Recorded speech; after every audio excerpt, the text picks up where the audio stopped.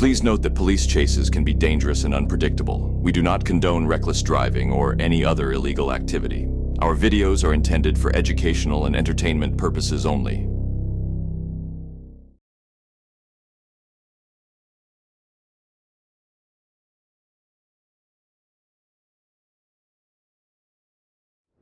This is going to be LAPD. This is actually Southeast Division. They're actually in pursuit. That vehicle continuing on now by itself, just because of they would probably have one unit stopping by to make sure that those people, the civilians, are okay. But you can see it right there. We're going to keep the best eye on it that we can, but you have to remember we're not allowed in that area. Now it's starting to make another turn, but that vehicle definitely disabled already after several accidents, two that we saw before we went live, and then that one that we just saw just moments ago, making its way inside that neighborhood right there, and you can see it. We're going to try to keep it the best we can. That vehicle is going to give up before the driver. Again, this is all over the driver of that vehicle, believed to be wanted for a suspected homicide. That vehicle also stolen.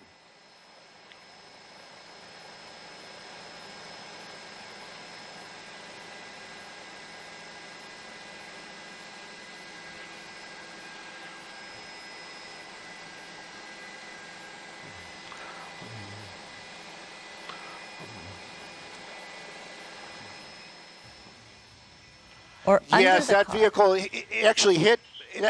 That vehicle actually hit a couple of other things before we went live, so there's definitely going to be damage to the front of that car. There's no doubt about it. The fact that that car is still even driving is just, it's sad in a way, because you just want to see this thing come to an end, that person go into custody, and nobody else get injured. But that driver deciding to continue to push it out there, making his way, this is going to be westbound on I'm going to actually bring up that information for you right there. It's going to be westbound on Slauson, coming up on Western. Let's see if he's going to try, he's still continuing on. So he's going to continue on westbound as this pursuit's going to make its way away from us right now. We're definitely going to keep an eye on it, keep an ear on it, and do what we can to get the shot for you, as it would be. Bringing up that information, we're going to bring up that speedometer as well, but right now the speedometer probably not going to be that good of information. Making another turn right now.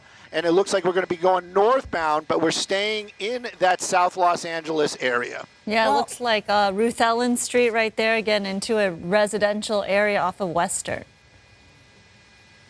It is a very residential area. That's going to be St. Andrews now making a turn back towards us. Now we get to actually see some of that damage on that vehicle. You can see that whole front end caved in right there. That front wheel is probably what's smoking. It's probably rubbing against something on the car. Now that driver, that's part of the issue. Wanted for homicide, running from officers. You'd probably thinking, this could end in a very dangerous way. This driver definitely not giving up willingly, probably going to wait till that car gives up, and then, well, you know what, we're going to have to wait and see what happens. It's like I said, LAPD, they're trained to handle these dangerous situations. We keep an eye on it, but what I'm always personally worried about is anybody else out on the roadway. The only positive right now is that vehicle's moving very, very slowly, probably because of all the damage. Yeah, exactly. I mean, it seems like, and that's what it exactly looks like, the car's just pushing its way to not stop, right? Barely hanging on there. That vehicle's going to give up much sooner than the driver will, that's for sure. All we know at this point, Stu, is that there is one suspect possibly in this vehicle wanted for homicide. Definitely. That's what we know. We also heard them say that vehicle is stolen as well. So those are, two very serious offenses. Making his way through that Food for Less parking lot out there. Whenever they get into any kind of parking lot situation, I'm always hoping that they just keep going.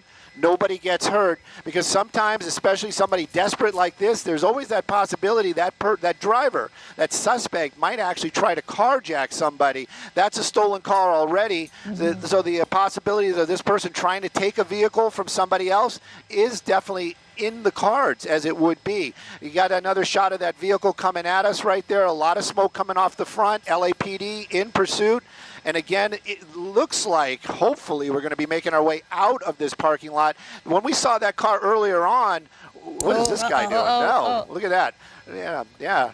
And you can see that front tire definitely flat. That car is going to be a front-wheel drive, so the drivetrain might be given out shortly. If not, this pursuit's going to continue pretty much as long as that driver is going to push it. What's scariest is when people have nothing to lose, right? So this individual wanted by police for homicide, potentially. At this point, right, perhaps with a stolen vehicle in a pursuit, police after him, this individual has really nothing to lose, and that's where dangerous things can happen to innocent people. You know, yes, and that's what officers, they understand this. They know what is going on. And they are taking those precautions right now. And also, when this does come to an end, wherever that may be, we're definitely going to keep and be very vigilant on what's going on, motions and activities inside that vehicle, and officers' reactions to what is going on. You can see that front tire still smoking. This vehicle seeming to stay inside this parking lot out here. This is right off of Slauson. The address, the map is calling this Slauson and Manhattan Village, or over here by St. Andrews. But that vehicle, why he's staying in this parking lot? This is very, I'm just worried. You've got a lot of people out there. You've got more crowds. They clearly know what's going on, those lights and sirens. So folks are starting to gather around to look and see what's happening here. But again, this is a stolen vehicle. Like you said, that driver has nothing to lose right now. The possibility of them trying to take a vehicle from somebody else, that's in the cards. And this vehicle's picking up speed and driving kind of more erratic out here through that parking lot, hitting those speed bumps. But you could see the car is becoming more and more disabled. Falling look apart. At the hood right there, about to come off, and the bumper as well. And when you look at this, you know, we're no experts in terms of how to safely get this guy in custody, but you wonder, why doesn't the police kind of cut them off, right? Because this guy is going in circles in this parking lot. Why don't you get in front of him? But obviously, law enforcement officials do know what they're doing. They have a plan because they have to approach everything very sensitively and carefully, considering there are innocent people down there, other drivers, pedestrians crossing roads in that parking lot, as well as not knowing what this driver may do or not do. So it is, you know, from our point of view, kind of easy to say, hey, why don't you just corner him in the parking lot? But it's not so simple. Well, we don't know if this person's armed, so that is one of the concerns. Definitely one of the concerns, and one of the things is policy. LAPD has a lot of policies in place from these pursuits. The public has weighed in many times about how things are coming to an end, the fact that suspects may be placed in undue danger. And so they put policies into place. And one of those policies is really, truly, they are not going to block in a suspect. They're not going to set up a situation where that suspect is going to have to forcefully push his way out and then create a problem where there is an assault on an officer. So that's one of the reasons why they don't get right in front of the vehicle. Another reason in this case, this driver is a suspect in a homicide, so they don't want to put officers in danger either. This person apparently may have been involved in some sort of shooting at some time or homicide at some time. We don't know what weapon they used, but that could mean that this person might try it again. And if those officers block him in, that the suspect gets into a desperate situation, that might happen. So they really put a lot of thought into what's going on when there's chases are happening. And those officers from LAPD, highly trained. It isn't just what we see where just get behind them and chase them. It is not just that. These officers are trained to handle high-tension situations and also scenarios where, like you just said, you can't just block this car in. It would be pretty simple. As you've seen, this guy is really staying here at that Food for Less parking lot. We're going back in there again. I thought we were getting back out on the road. But that car continues to make these turns, driving out here, and looks like we might be coming back out onto a major. But amazing how that little car just keeps going this morning. Opposite. This makes me nervous whenever there's potential for the vehicle to go in the opposite direction against other vehicles. But interesting that this person stayed in that parking lot for quite a while. Almost a few times it looked like he or she was about to stop, right? Pull into a parking spot almost Mike's and coming at us. give up. Coming at us. But we're back into a residential neighborhood now. It's 9:40 in the morning. I mean, people are still kind of making their way out of the house. You know, people are walking around. Southbound. This is what gets really scary and dicey. And it's not like what you see in the movies. As Stu was mentioning, there is protocol in place for a number of reasons, mainly for the public safety, for officer safety. And clearly, we all want a resolution to this, obviously, but they have to do it in the best and productive, most safe manner as possible. And there you go.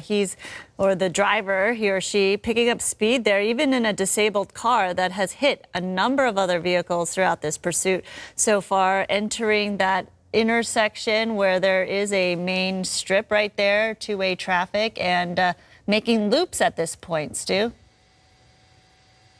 He just keeps making these big circles right here, and he was over at that Food for Less parking lot. Now he's in that neighborhood nearby. A lot of times, the driver, the suspect, and again, I have no inside information at all, might be on the phone and might be making phone calls and trying to find out a way to hide up. In this case, he's out and running right now, and you can see this suspect making a real go at it there. I almost want to bring up the speedometer, kind of get an idea how fast that person is running. About 15 miles an hour, and of course, underneath a tree, I saw it. He went southbound right there. We're going to keep an eye on him. LAPD, the helicopters, making the calls right now to the guys on the ground, stopping, going through an alleyway.